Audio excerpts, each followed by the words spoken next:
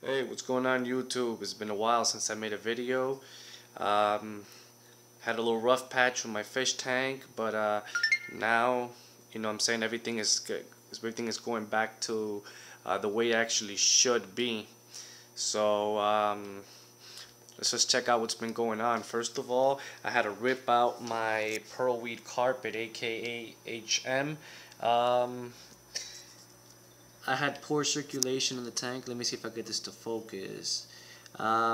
This pearlweed here is actually, I grew it immersed, and now I'm trying to grow it submerged. Sorry about the crappy video quality. It's my tablet. So yeah, that's probably as much as I can get it to focus anyways. Um, if this video sucks too bad, then I'll probably try it again later. Okay, that's a way better focus. So this is just some Luigia glandulosa here. Um, didn't quite do what I wanted to do in that spot, so I'm probably gonna move it back there with its with its with the other ones.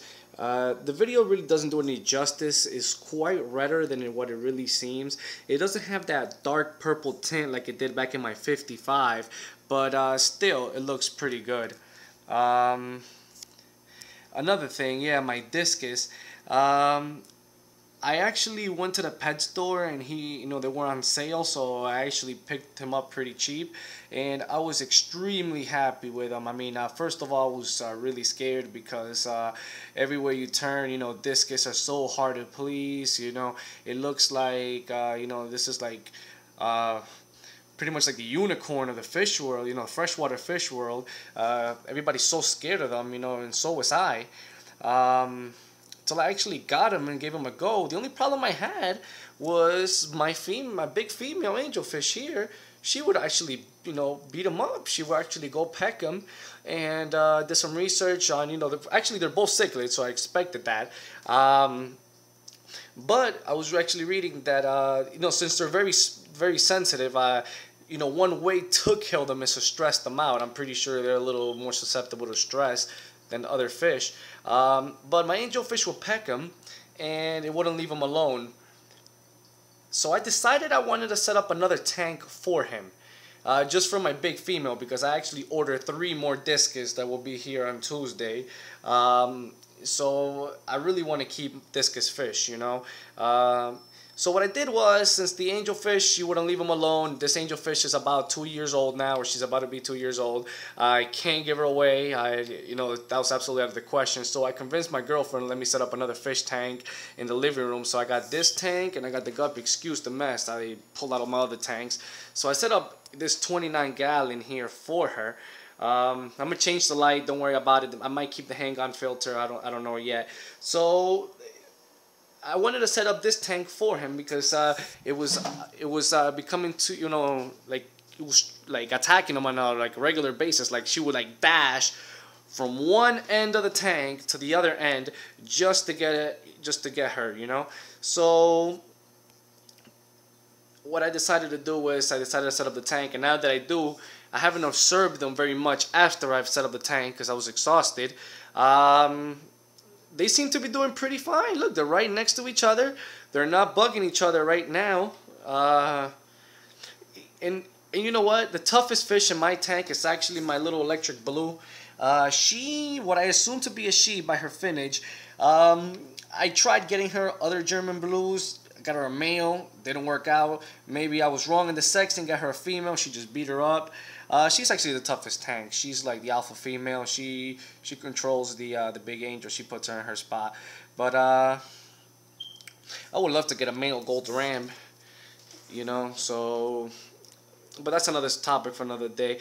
As of right now, pretty much I'm worried about the discus and the angelfish. If anybody's ever kept these 2 fish together, as you can see, my angelfish is a little larger than my discus is, but she's still the alpha female. She's been here. This is her domain. This is her tank. The other dude just got here. This is her.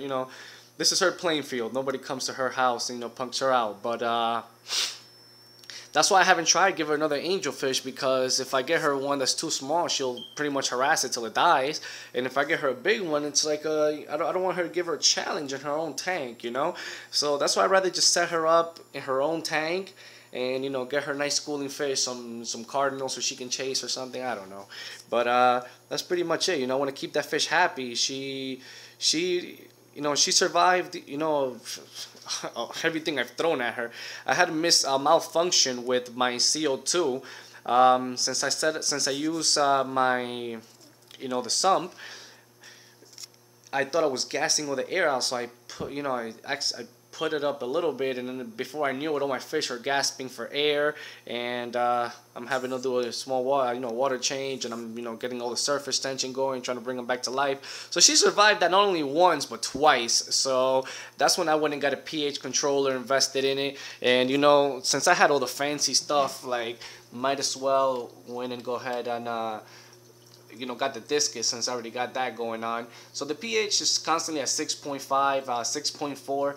So, that's pretty much what discus and South American fish like. You know what I'm saying? They like the soft, acidic water. My water's not that hard here from the tap. I don't know exactly what it is. I haven't bothered to check it, but shit, all the fish seem to have to enjoy it. I had a lot of cardinals at one point, and as you can see, I have none now. They were the first to go, as you can see from my stupidity. But I want to talk more about the plants. This big plant here, I'm not sure what you call it. I heard people call it sawtooth high grow. I don't know exactly the scientific name. It looks like shit in the bottom, as most plants usually do, but I just let that one grow. I got that one as a tiny stem, about a centimeter, if that, from my man Derek. It was smaller than that. He gave me like the top of that, and I had it in my 55, and I've been trying to grow this out for about 6-7 months, I would say now, 8 months, and this is as far as I'm getting with it.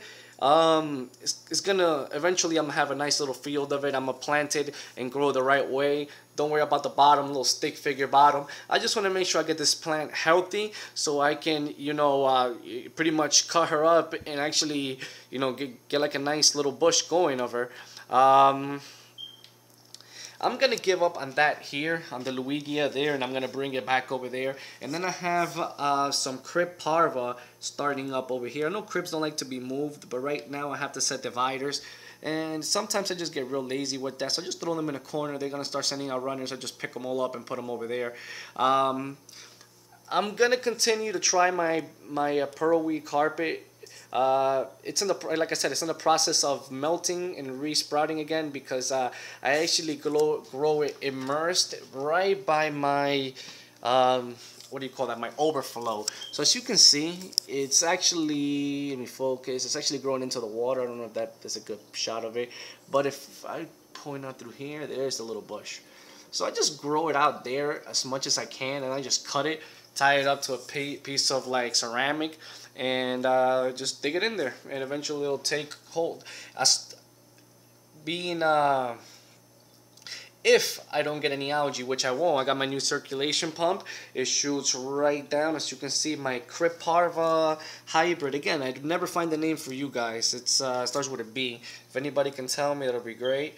But anyway, this is a hybrid of the parva over there, and it's getting nice circulation. So these especially plants like that, like I had to take all the Anubias out of this tank, I will get incredible amount of algae. And the reason being is because of my high light, and that hurts me actually, because I have too much light in this tank, so I get so much algae growth on the glass, and I get algae on some plants that get too much light, like my cribs, Anubias, etc.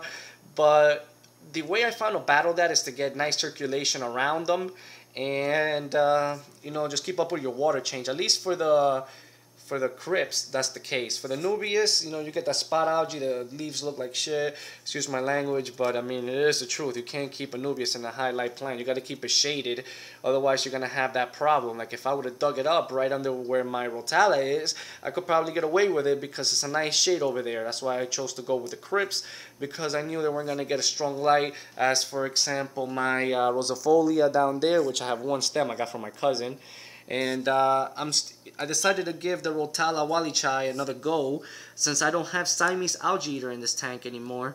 So I'm just gonna get a few out of Synclus. Right now, the only fish that actually does any algae work is my clown pleco, and I don't know, he or she's always, you know, doing her thing. I haven't seen her in a while, to be honest with you. I drop some algae wafers all the time, but usually it's the ram and the angelfish who, you know, take treat into that. But last time I saw her, she was ridiculously fat. So what she does, the reason I know she's still alive is because this driftwood here, it would get green and algae. If you look at my earlier videos, it's like dark green. As soon as I got her, she cleaned that out. So what she does is she lets it get a little bit, and then she will clean that wood for me. She's usually down there sleeping, but can't really tell right now. I have to like move all that. But anyways, as long as she's good, that's all I care about. So anyway, guys, this is my 75 right now. I didn't get to the centerpiece here. This is don't mind me if I'm pronouncing it wrong. Staurigen repens, definitely butchered that up, but you know, it's a nice little field. I have to cut them down. They're nice and long, and the ones around it is just Blixa japonica, and it's like a whole bunch of assorted crypts in there from Crypt Walkeri, Wendy, how do you say, Wendy T, Wendy Tai, whatever. Red, green species. Another one I got a Pecco over there. I don't even know what it is. That's the Wendy T green gecko. The Rotala species is Macranda, if I'm not mistaken. I don't know. I had it left for my 55. I forgot what it is. I grew all of that out of like a couple stems I had left. The plants didn't do so good in the move. I was so focused on the fish, I let my plants down. So I just got out whatever I got out of them. That's what it was. I had like over 25 species, but this is what it is. Anyways, moving over here now, this is my guppy tank. Again, I can't put my guppies in there because I tested it out. I put a few of them in there. Well, adults. I put 4 adults, and only one girl made it back out. My angelfish are vicious, and at the time I had a pair of German blues that I gave to my cousin, and just to see who my electric blue would like, but I guess he didn't like any of them. He just beat them all up. But anyways, they would kill them. So I love guppies. I've been keeping guppies. These were my first fish, and I think they're so easy and they're so beautiful to keep. I just decided to keep them in my what do you call it? In my 5-gallon here. I can't get really to focus, but yeah, guppies are, you know, fun beginner fish. They're pretty much as simple as having one boy, one girl, and you're gonna be guaranteed to have a, you know, fry everywhere, as you can see.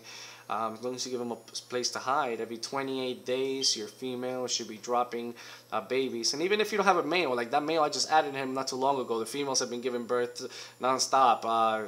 You know, female guppies can store sperm, so, you know, they'll continue to breed up to like 8 months to a year, I believe it is, from last contact. Anyways, nice fun little fish. I don't know what happened. I can't keep my shrimp alive in this tank. They just disappear, except for one little guy over here. He's a little snowball shrimp. I don't know if I can find, if you can see him, but he's one little snowball shrimp in there. And then I have one of my assassin snails in here doing her thing. I got her out of the main tank of the 75 because I couldn't find any more little snails, and this one had a lot. And I have one more assassin snail in my sump. I'm scared to put them together because every time I put them together, one usually eats the other. People tell me that's not true, but if it has happened on numerous occasions where they just kind of like intertwine, and all of a sudden I have an empty shell and a big ass one, and a bigger assassin snail. So I can never keep multiple in the same tank. I don't know how you guys do it. Maybe something I'm doing wrong, but that just doesn't happen. I've had those two for almost 6 months now, 7 months, and that's the longest I've kept them, as long as I kept them separate. Otherwise, I'm, you know, feeding them to each other. But anyway, so pretty much that's it. I have you know, I'll be making a video soon as I get my other discus in. So if anybody could give me a tip, what should I do with her? Should I separate her now? Is she gonna be okay with the other discus? What do you guys think? I mean, she's obviously going to be the faster swimmer, a more aggressive eater. You know, she's the queen of the tank. What can I tell you? Well, no, actually, the ram is the queen of the tank, but she's the second queen of the tank. And you know what's crazy, that when I purchased the discus in the tank, the display tank that the fish store had them in, they had discus, angelfish, and I think like a keyhole cichlid or something, but they just had like South American cichlids together. So let me know. What do you guys think? If you guys like my video, any questions, concerns, comments, I'm going to start making more video for you guys a lot more often. Let me know what you guys think. So again, thanks for watching, everybody. Have a good weekend.